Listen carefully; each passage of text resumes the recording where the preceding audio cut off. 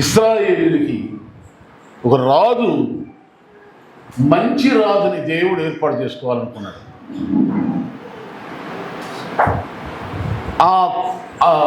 అనుకున్నప్పుడు దేవుడు ఒక వ్యక్తిని కనుగొన్నాడు.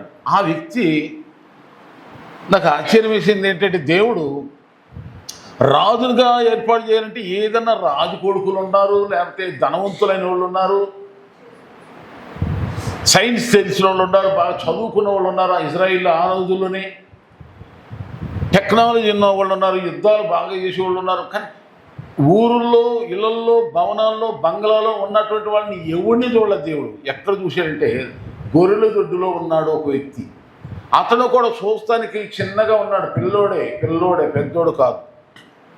అందుకని అతను ఆ గొల్లియాతు మీదకి యుద్ధానికి వెళ్తున్నప్పుడు రాజు ఏమన్నాడు, నీవు బాలుడివే, నీకు యుద్ధం చేసే శక్తి సరిపోదు, పడుచోడివి, కుర్రోడివే, పిల్లగడివే, నువ్వు పోరగడివి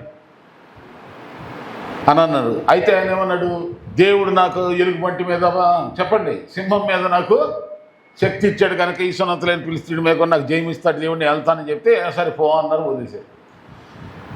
ఇక్కడ దేవుడు చెప్తున్న సాక్షి ఉన్న హృదయాన్ని ఎంతో తాకింది, నా ఆత్మను మండిస్తుంది ఈ మాటలు. దేవుడు అతనిలో ఏమి చూశాడు? ఒకటి, దేవునికి ఇష్టానుసారుడు అంట అతడు. ఎవరు? దావీదు.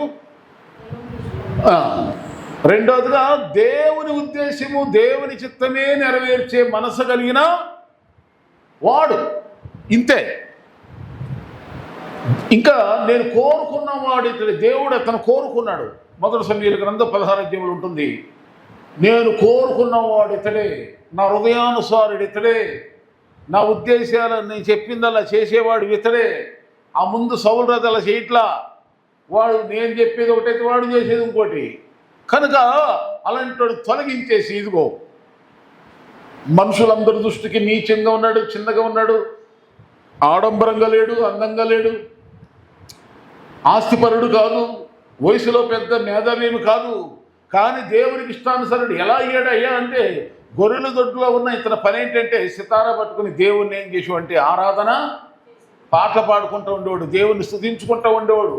అడవిలో ఉన్నాను కదా, పశువుల మధ్యలో ఉన్నాను కదా, మృగాల మధ్యలో ఉన్నాను కదా, నేను కూడా ఒక మృగంగా, మానవ మృగంగా నేను కూడా బతకొచ్చు కదా అని అనుకోలే.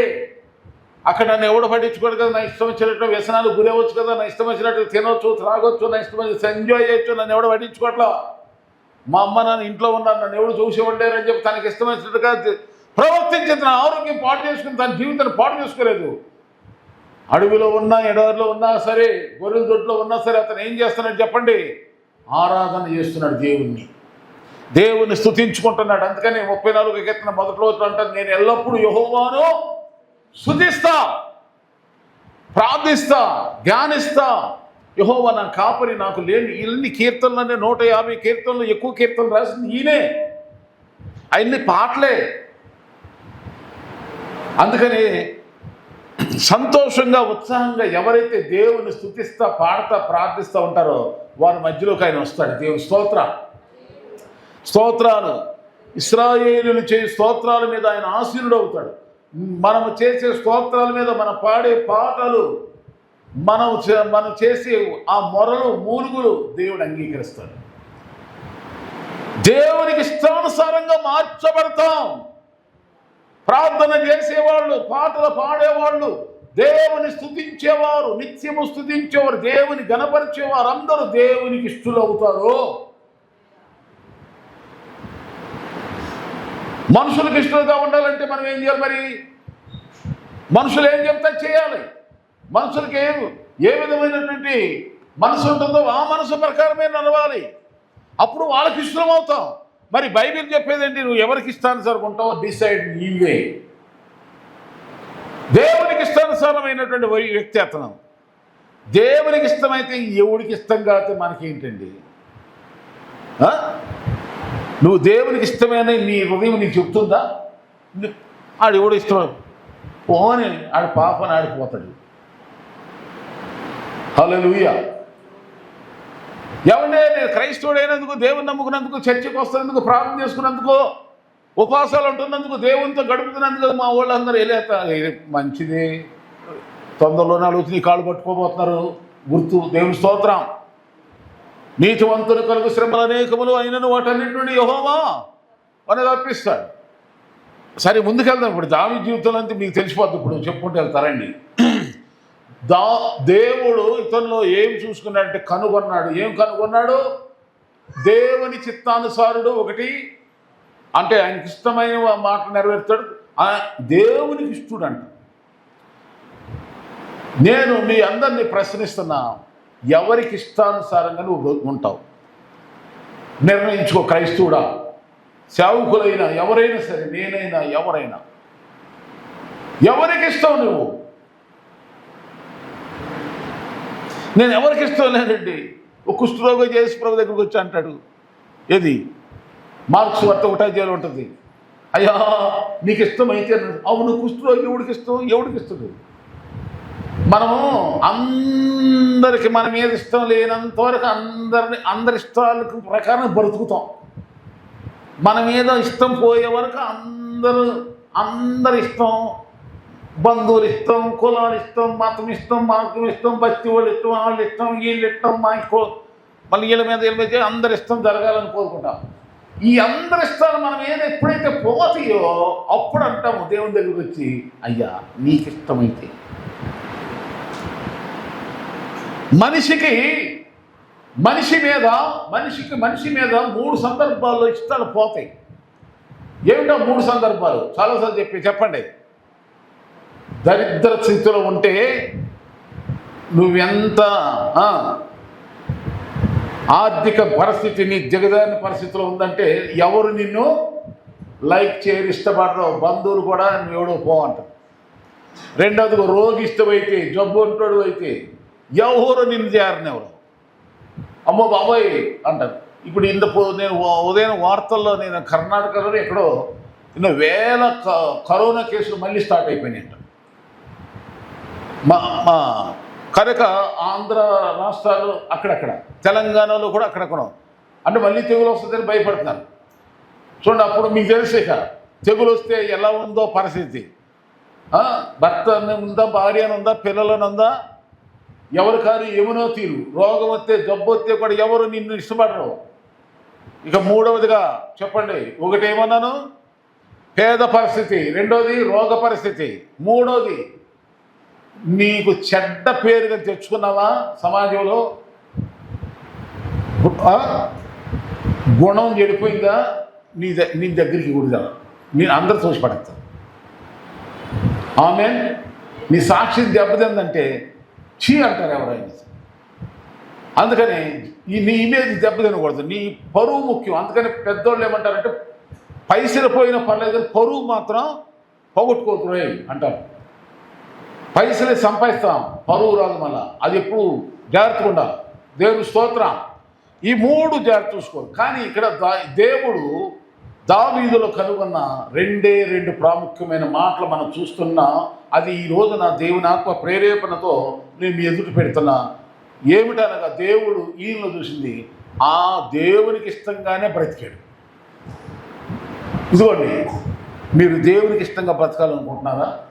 మనుషులకి, మీ కులాలకి, మతాలకి, స్నేహితులకి, లోకస్తులకి ఇష్టంగా బ్రతకాలనుకుంటున్నారు. నేను మీకు అందరూ దండం మీద చెబుతున్నా, మీరు మనుషులకి ఇష్టంగా, లోకానికి ఇష్టంగా బ్రతకాలనుకుంటే మీరు దేవుడి దగ్గరికి వేస్తారు రామాకండి. అసలు యేసుని నమ్ముకోమాకండి. పవిత్రమైన బైబిల్కి అవమానం లేమాకండి. పాట ఏమని పడతాం? ఎన్ని తలిసినా, ఏది అడిగినా జరిగేదే నీ చిత్తం అయ్యా. ఇదే చిత్తం అంటే. బాగా గుర్తుపెట్టుకోండి. చాలా ముఖ్యమైన మాట చెబుతున్నాను నేను. స్ట్రాంగ్ వార్నింగ్ అంటారు చూసారా? స్ట్రాంగ్గా చెబుతున్నాను.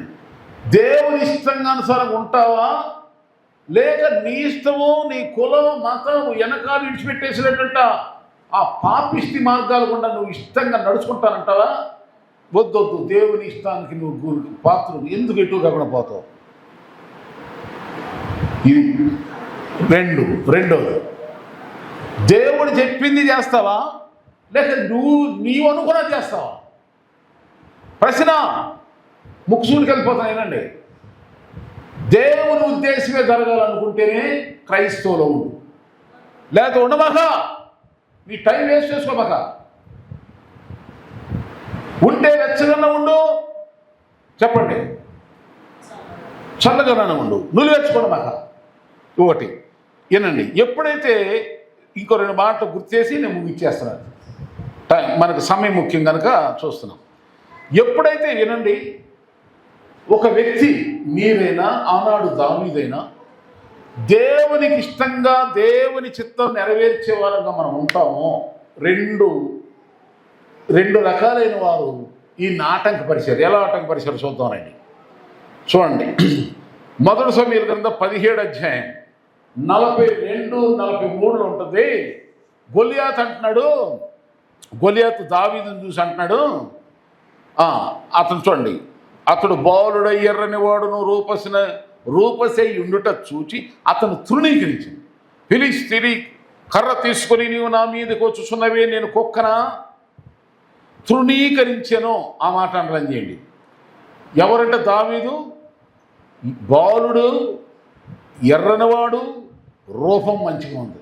వినండి, ఎర్రగా ఉన్నాడు. ఎర్రపంటే మీరు ఏదో అనుకోమానండి. ఎర్రగా ఉన్నాడంటే ప్రార్థన చేసేవాళ్ళు మొఖాలు ఎలా ఉంటాయి చెప్తారా? ఎర్రగా ఉంటాయి. దేవుని స్తోత్రాలు. మీరు ఇప్పుడు ప్రార్థన చేసి చూసుకోండి, మీ మొఖాలు అంతా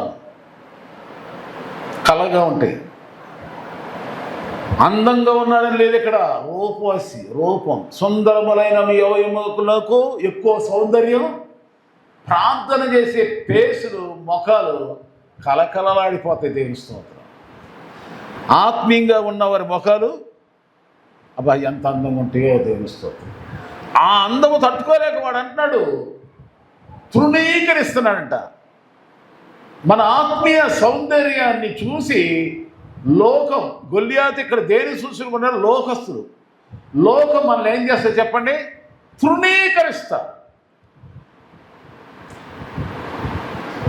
మన ఆత్మీయ సౌందర్యం, మన బైబిల్ పట్టుకుని చక్కగా దీనత్వంగా మంచిగా ఆత్మీయంగా భక్తి శ్రద్ధలతో దేహమును కనబడకుండా మంచి వస్త్రాలు వేసుకొని చక్కగా మంచిగా దైవికంగా భక్తి శ్రద్ధలతో దేవుని దగ్గరికి వస్తుంటే ఈ క్రైస్తవుడా అది తృణీకరిస్తారు. ఆ తృణీకారం గురవుతాం.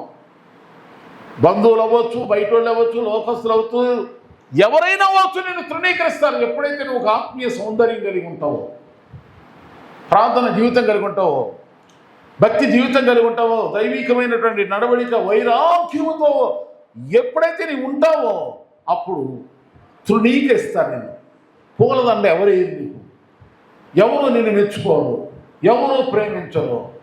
ఆత్మీయ సౌందర్యం వాళ్ళకి అర్థం కాదు కనుక ఆత్మ సంబంధమైన ఆ సౌందర్యము, ఆ సుందరము, ఆ మధురము తెలియదు కనుక తృణీకరిస్తారు. ఇక రెండవదిగా చూడండి, రెండో విషయం అక్కడ మనం సమూయేలు గ్రంథంలోని 2వ సమూయేలు గ్రంథం 6, 16, 22 వరకు ఉండొచ్చు. 2వ సమూయేలు గ్రంథం 6వ అధ్యాయం 16. ఇందాకేమో బయట తృణీకరం, లోకము తృణీకరం. ఇక్కడ ఎప్పుడు వద్దాం, ఇంటిలో తృణీకరం. ఎలాగంటే దావీదు మందసం ముందు ఏం చేస్తున్నాడంటే దేవుని మందసం ముందు నాట్యం వేశాడు. దేవుని మందసం ముందు ఏం చేస్తున్నాడంటే నాట్యం ఆడుతున్నాడు. ఈ నాట్యం వేస్తుంటే దేవుని మందసము ముందు నాట్యం ఆడుతున్నప్పుడు తన భార్య చూసి, అది కూడా కిటికీలో చూసి అతన్ని మనసులోనంట హీనపరిచిందంట. ఏం చేసింది? అక్కడ తృణీకరించబడ్డ, ఇక్కడ హీనం. ఇంట్లోనే ఏం చేస్తారంటే దేవుడు కోరుకున్న, దేవుడికి ఇష్టమైన మనుషులకి జరిగేది ఈ రెండు. లోకమేమో తృణీకరిస్తారు చెప్పండి, ఇంట్లోనేమో హీనంగా చూస్తారు. ఏ పిచ్చోళ్ళగా, ఏంటి ఆ భక్తి, ఏంటి ఆ ఉపాసాలు, ఏంటి ఆ భక్తి చేశాను, మనసులో లేడా, నీకంటే మేము ఎక్కువ తెలీదా, మేము బైబిల్ చదవలేదా, మేము పుట్ట క్రైస్తవులు కాదా, మా తాతలు సాగదీసుకుంటా ఏం చేస్తారంటే ఆ మంచి ఆత్మీయ జీవితంలో ఎదిగే వాళ్ళని చూసి ఆ డ్యాన్సులు ఏంటి, ఆ పాటలేంటి,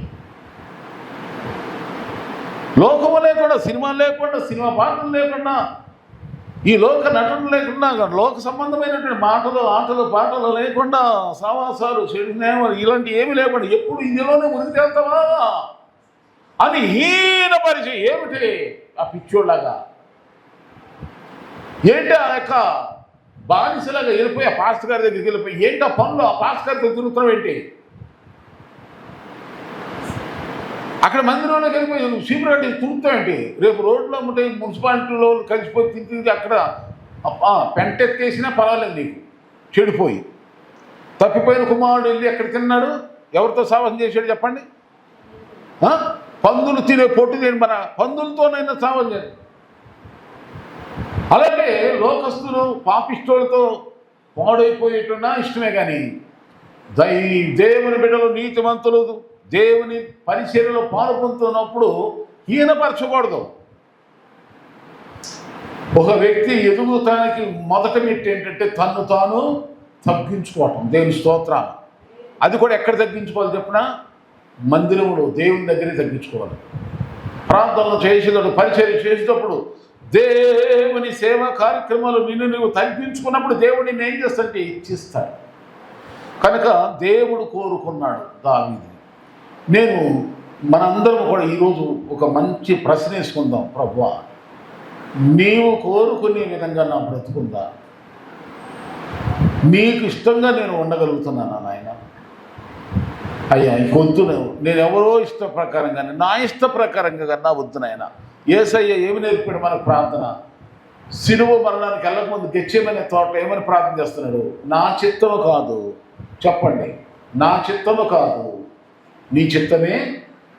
అంత మహాదేవుడై ఉండి కూడా అంత ప్రార్థన జీవితం మనకు నేర్పాడు. మరి మనం ఏమని ప్రార్థన చేస్తున్నాం? మన గోల్ ఏముంటుంది? ఈ బ్రెయిన్లో ఏం పెట్టుకుంటున్నాం? మన బ్రెయిన్, మన మైండ్ అంతా ఏముండాలి? ప్రభు, నీ చిత్తమే జరగించును కాక ప్రభు, నీ చిత్తానుసారమైనగా నన్ను వాడుకో, నీ చిత్తానుసారంగా నన్ను ఆశ్రయించు, నీ చిత్తానుసారంగా నా సమస్యలు తెచ్చు, నీ చిత్తానుసారంగా నాకు ప్రార్థన నేర్పాయి, ఆత్మీయంగా నన్ను బలపరచున్న ప్రభా. అయ్యా, నీ చిత్తానికి లోపడి చేయి, మనసు నాకివో. నాలో ఉన్నటువంటి నీ చిత్తాన్ని వ్యతిరేకించేటువంటి నా యొక్క స్వకీయ కోరికలను నజరేయుడైన యేసు నామములో పోవునుగా కానీ దేవుని దగ్గర ప్రార్థన. అప్పుడు దేవుడు తన చిత్తానుసారంగా తన రూపాంతరమును మార్చేసుకుని నిన్ను రాజులాగా దేవుడు బ్రతికిస్తాడు. దేవుని స్తోత్రాలు. ఈ రెండు యోగ్యతలు ఎప్పుడైతే దావీదులో ఉన్నాయని దేవుడు కనుగొన్నాడో, వెంటనే సమూయేలు ప్రవక్త చెప్పాడు దేవుడు, అదిగో యెషయా కొడుకులు ఉన్నారే, 8 మంది కొడుకులు ఉన్నారు. వినండి, ప్రవక్త వచ్చాడు, దేవుడు పంపిస్తే సమూయేలు ప్రవక్త వచ్చి, యెషయా, హలో బ్రదర్, నీకు ఎంతమంది కొడుకులు? ఉన్నారు, పిలువు, ఇది పిలువు, నేను నూనె రాసి ప్రార్థించి వెళ్ళాలి, అభిషేకించి వెళ్ళాలి, దేవుడు పంపించాడు నన్ను అని ఒక తైలం బొట్టు పట్టుకొచ్చాడు. వచ్చినప్పుడు ఆయన అనుకున్నాడు, రాజుగా అభిషేకం పొందే యోగ్యత ఎవరికి ఉందంటే నా పెద్ద కొడుకే ఉందని చెప్పి పెద్ద కొడుకుని పిలిచాడు. పిలిస్తే ఈయన సమూయేలు ప్రవక్త ఏముంది, యెషయా కొడుకుల్లో ఒకటి అన్నాడు కదా దేవుడు, చిన్నోడో పెద్దోడని చెప్పరా, సరే అని వాడి మీద పోతున్నాడు ఆయన అభిషేకించిపోతే, నేను కోరుకోవాలి, ఈడు కదా తీ దేవుడు చెప్తుంది. అలా 7 తప్పించేశాడు దేవుడు. ఇంకా నీకు పిల్లలు ఉన్నారా ఇంకెవరైనా? అప్పుడు తండ్రి గుర్తు చేసుకుని అన్నాడు, ఒకడు ఉన్నాడు. అంటే ఇంట్లో కూడా లెక్కలేనోడు, ఇంటిలో కూడా లెక్కలేదు, చిన్నోడు, ఉంటే ఉంటాడు, పోతే పోతాడని దొడ్లో పడేసాడు. నీ ఇంటిలో నువ్వు ఎంత తృణీకరించబడతావు, ఎంత హీనపరచబడతావు, ఎంత ద్వేషించబడతావు, ఎంత అసహించబడతావు. నువ్వు దేవుని దృష్టికి ఇష్టంగా మారిపో. దేవుడు నిన్ను వాళ్ళందరి మీద తలగా చేస్తాడు. నేను దేవుని స్తోత్రాలు. చివరికి ఒకడు ఉన్నాడు, అయితే పిలిపించు. వస్తున్నాడు, చిన్నోడు, సరైన వస్త్రాలు లేవు. మీకు తెలుసు కదా గొర్రెల దొడ్లో ఉన్నాడు ఎలా ఉంటాడు. అరే అప్పుడు దేవుడు అన్నాడు, ఇదిగో వస్తున్నాడే, ఇతన్నే నేను కోరుకోను.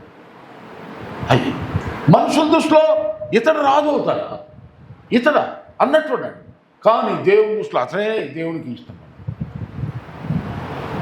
దేవునికి ఇష్టంగా మనుషులని ఎవరైనా మనుషులకి ఆనరు. ఆమె మనుషుల కళ్ళకి నచ్చం, మనుషుల మాటలకు నచ్చం, మనుషుల అలవాట్లకు నచ్చం. లోకస్తుల యొక్క ఆ లోక పోకడికి మనం అసలు సరిపెడుతాం. వెలుగుకు చీకటికి ఎంత భేదం ఉంటుందో చెప్పండి, చేదుకి తీపికి ఎంత భేదం ఉంటుందో విశ్వాసికి అవిశ్వాసికి అంత తేడా వస్తుంది. కనుక దావీదు ఇంట్లో కూడా లెక్కలేదు, ఎవరు కూడా గుర్తించలేని దీనస్థితి. నీ పరిస్థితి ఈ మధ్యాహ్నస్తుంది అలా నింటిదేనా? నిన్నెవరు కేర్ చేయట్లేదా? నిన్ను అసలు మనసులో పెట్టుకోవట్లేదా? పెళ్ళిళ్ళకి ఫంక్షన్లకు పిల్లలు లేనటువంటి దీనస్థితిని అనుభవిస్తున్నావా? ఎవరు కూడా మిమ్మల్ని గుర్తించలేనటువంటి దీనస్థితి అనేది. డోంట్ వరీ, బాధపడబాగా. ఇదిగో ప్రభువా, దేవా, నేను ఎవరికి ఇష్టం లేకపోయినా పర్లేదు నాయన, నీకు ఇష్టమైతే నన్ను శుద్ధినిగా నన్ను ఆశ్రయించయ్యా అని కుష్ఠరోగి ఎట్లా వచ్చాడో ఈ ప్రత్యేకమైన ప్రార్థనలో ప్రభువా నీకు ఇష్టంగా నన్ను ఆశ్రయించి, ఆ దావీదును ఎలా ఇశ్రాయేలుకి రాజుగా అభిషేకించాడు, నన్ను ఆశ్రయించయ్యా. యాకోబులాగా ప్రార్థన చేయలేదు, దేవా నీవు నన్ను ఆశ్రయించే వరకు నేను నిన్ను విడిచిపెట్టు, నా పిల్లల్ని ఆశ్రయించయ్యా, నన్ను బలపరచునైనా, నన్ను బలపరిస్తే నేను ఏమైనా చేయగలను, నన్ను ధైర్యపరచయ్యా, నన్ను దీవించయ్యా, నాకు ఆరోగ్యం ఇవ్వయా, ఐశ్వర్య క్షేమం ఇవ్వయా, నెమ్మది. ఏమడుగుతావో దేవుని దగ్గరకు రా. దేవుని దగ్గరకు వచ్చి అడిగితే దేవుడు తన ఇష్టానుసారాన్ని మార్చుకుని తాను చెప్పినట్టుగా చేయించుకుంటాడు, నీ చేత చేయించుకుంటాడు. ఆమె నువ్వేం చేస్తావు కానీ దేవుడు ఏదైనా ఒక వ్యక్తినితో ఏదైనా చేయించుకోవాలి, మొదటిగా ఏం చేస్తాడంటే నీ నోట ప్రార్థన చేయిస్తాడు. చెప్పండి, ఏం చేస్తాడు? వినండి, ప్రార్థన చేయిస్తాడు నీ నోట. ఉంటాయి 8వ అధ్యాయంలో రోమపత్రికలో ఉంటుంది, మనము ప్రార్థన చేయటం ఎలాగో మనకు తెలియదు కానీ ఆత్మ, పరిశుద్ధాత్మ తానే మనలోనికి వచ్చి మన ఉచ్చరింప శక్యము కాని మూలుగులతో ప్రార్థన చేస్తానికి దేవుడే మనకు సహాయము.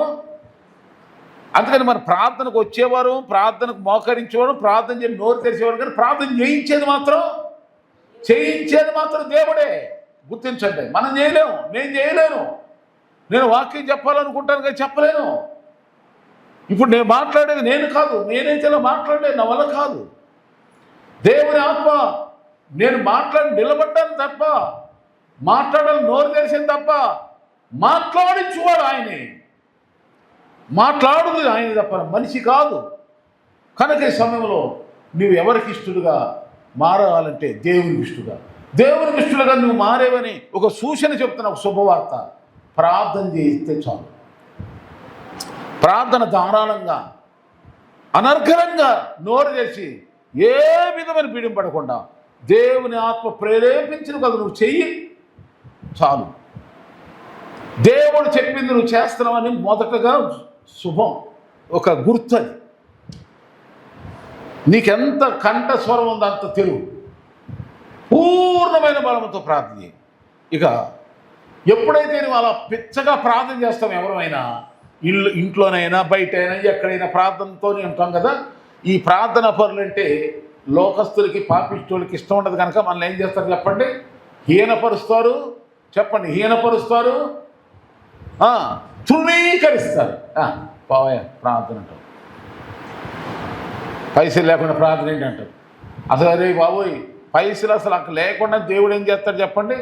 సృష్టిస్తాడు రా బాబు. ఇప్పుడు 5 రొట్టెలు 6 అన్యములు ఆహారం లేదు. అప్పుడు శిష్యులు అన్నారు, బోధకుడా ఇన్ని వేల మందికి ఆహారం పెట్టండి, ఇంత డబ్బు అవసరం పడితే. డబ్బు లేదేమో ముందు కూర్చోండి అంటాడు దేవుని స్తోత్రం. ఉన్న రొట్టెలు ఆశ్రయించాడు. ఏం జరిగింది? డబ్బు వచ్చిందా?